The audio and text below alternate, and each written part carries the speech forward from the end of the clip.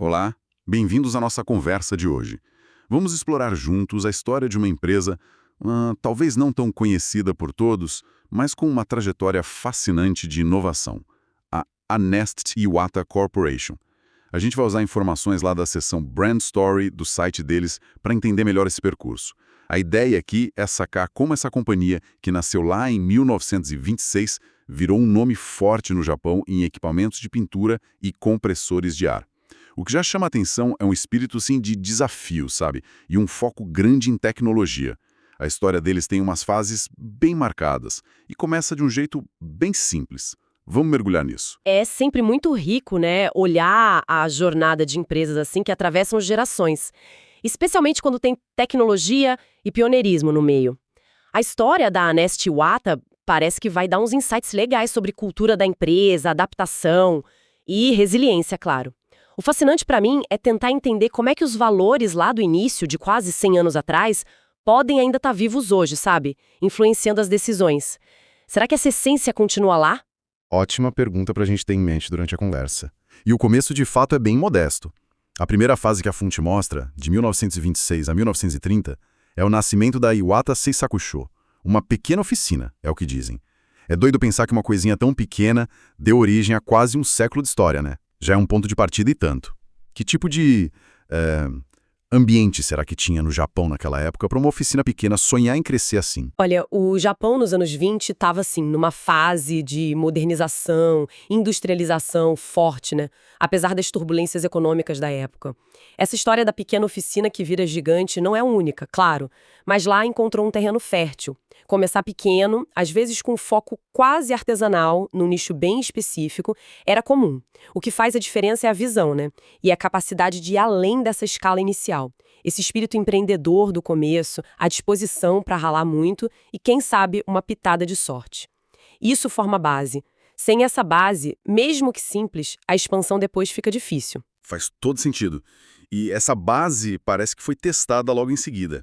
A segunda fase, que o site coloca entre 1931 e 1960, tem um nome forte: progresso sólido e reconstrução a partir das cinzas.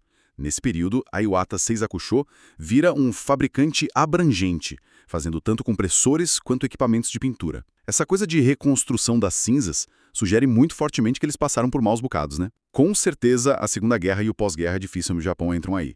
O que me deixa curioso é como eles conseguiram não só sobreviver a algo tão, devastador, mas ainda por cima se diversificar, entrar em duas áreas tecnológicas diferentes. Qual a importância estratégica de se tornar um fabricante abrangente nesse cenário de reconstrução? Essa é uma estratégia muito inteligente de fortalecimento, de resiliência mesmo. Ser um fabricante abrangente traz várias vantagens. Primeiro, claro, diversifica a receita, os riscos. Se um mercado vai mal, o outro pode segurar as pontas. Segundo, pode criar sinergias, né? A tecnologia de compressor pode ajudar na pintura e vice-versa, quem sabe? E terceiro, pensando no Japão se reconstruindo, a demanda por máquinas, ferramentas, bens de capital era gigantesca para reerguer tudo. Se colocar como um fornecedor completo nessas áreas, era assim uma posição muito vantajosa para pegar uma fatia desse mercado. A capacidade de não só sobreviver, mas de se reorganizar e aumentar o portfólio no meio do caos, isso mostra uma agilidade, uma visão de longo prazo impressionante. Não era só reconstruir o que perdeu, era construir algo maior, mais forte para o futuro. Entendi. Uma resiliência que, pelo visto, foi necessária de novo na fase seguinte, de 1961 a 1985. A fonte fala que a empresa pegou umas recessões econômicas nesse período, mas deu um jeito otimizando a gestão, aumentando a produtividade. Aquela resposta mais clássica, né? Mas o que salta aos olhos mesmo é um marco tecnológico que eles citam aqui: o desenvolvimento do primeiro robô de pintura do mundo pela Nest Iwata. Isso aí parece, nossa, um salto gigantesco em inovação. Com certeza, um salto quântico mesmo. Desenvolver o primeiro robô de pintura não é só melhorar um pouquinho o que já existe, é disruptivo. Pensa no contexto anos 60, 70, a automação industrial estava engatinhando ainda em muitas áreas, robôs complexos, ainda mais para tarefas delicadas como pintura, eram coisa de ficção científica quase. Criar o primeiro significa que eles não estavam seguindo ninguém, estavam abrindo caminho num ato alto, sabe? Desbravando mesmo. Isso mostra uma aposta muito, muito alta em pesquisa e desenvolvimento, o famoso P&D, e uma visão de futuro que é muito além de só ser eficiente no dia a dia. E como é que essa inovação tão radical se liga com a superação das recessões que você mencionou? Foi um jeito de se diferenciar, talvez acessar mercados mais premium, que sentem menos as crises? É uma conexão muito provável, sim. Enquanto otimizar por dentro gestão, produtividade ajuda a cortar custo e sobreviver na crise, uma inovação disruptiva como o robô de pintura abre portas totalmente novas. Pensa bem, um robô oferece consistência, velocidade, pode trabalhar em lugar perigoso para a gente e, potencialmente, uma qualidade de acabamento superior. Isso não só melhora a eficiência para quem compra, mas cria uma vantagem competitiva enorme. Empresas que compraram essa tecnologia pioneira podiam justificar o investimento mesmo na recessão, porque estavam buscando ganhos lá na frente, né? Produtividade, qualidade. E, claro, ser o pioneiro mundial nisso com certeza colocou a Nest Iwata no mapa como líder em tecnologia. Isso deve ter ajudado muito a começar a ir para fora, que a fonte também diz que começou nessa fase. A inovação aqui não foi só para sobreviver, foi para liderar e para crescer. Uma estratégia que joga na defesa com a eficiência e no ataque com a inovação. Bem pensado. E essa combinação parece que continua na fase mais recente, de 1986 para cá. A fonte destaca outro marco tecnológico pesado, o desenvolvimento do primeiro compressor Scroll isento de óleo do mundo. E, ao mesmo tempo, a empresa pisa fundo na globalização, expande proativamente, a palavra mudou, as bases de produção e vendas lá fora. Exato. E cada parte disso é importante. O compressor Scroll, por si só, já é uma tecnologia bacana, mais eficiente em energia, mais silencioso que outros tipos, mas fazer ele ser isento de óleo, oil-free, isso é o pulo do gato. Ar comprimido sem óleo é obrigatório em várias indústrias, alimentícia, farmacêutica, semicondutores, aplicações médicas. Qualquer contaminação ali é um desastre.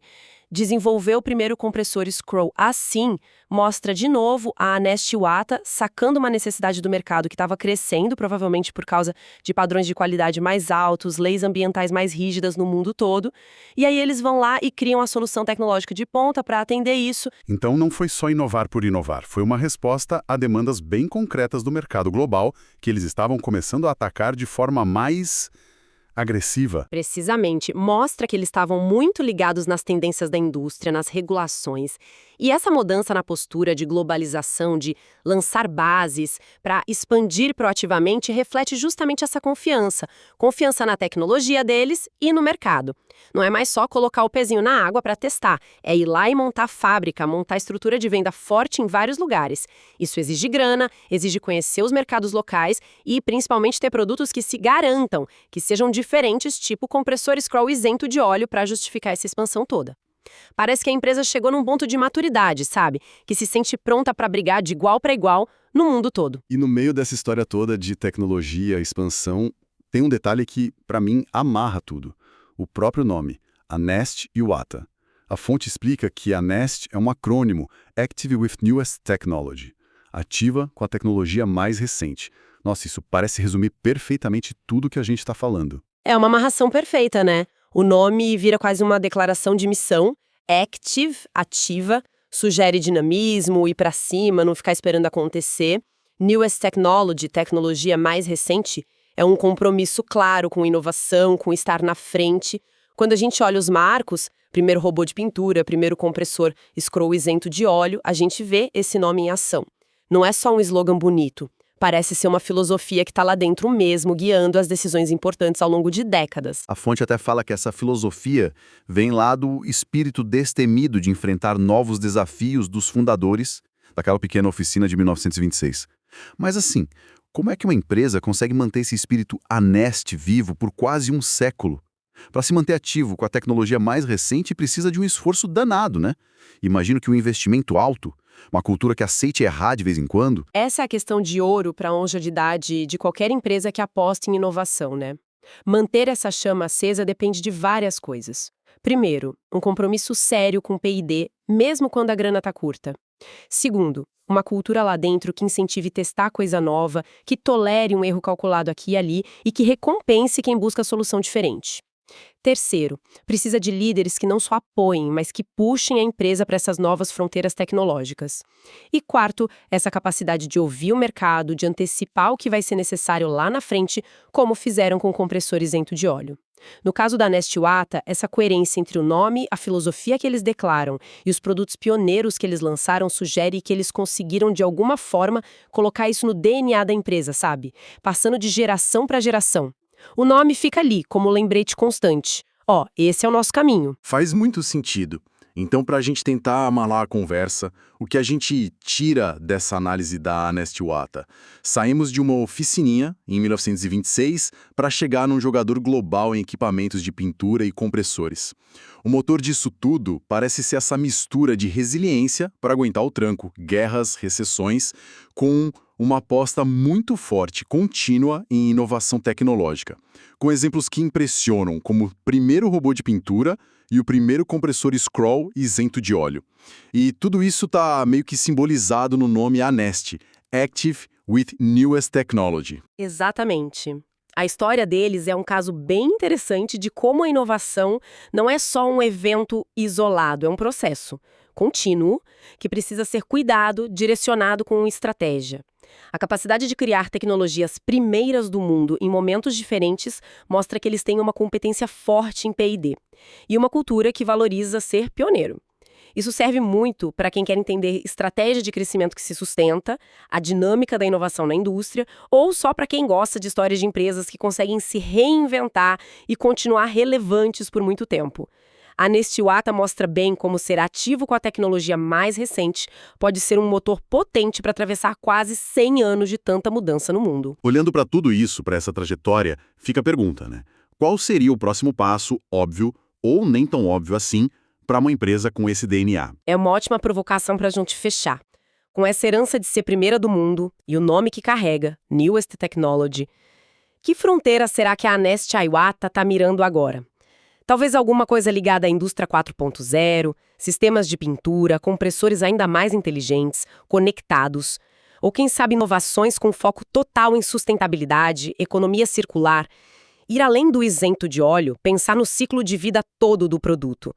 Como é que uma empresa quase centenária vai continuar vivendo esse espírito Anest para encarar os desafios complexos do século XXI? Que nova tecnologia eles vão buscar dominar para fazer jus ao nome nos próximos anos? Essa é a pergunta que fica pairando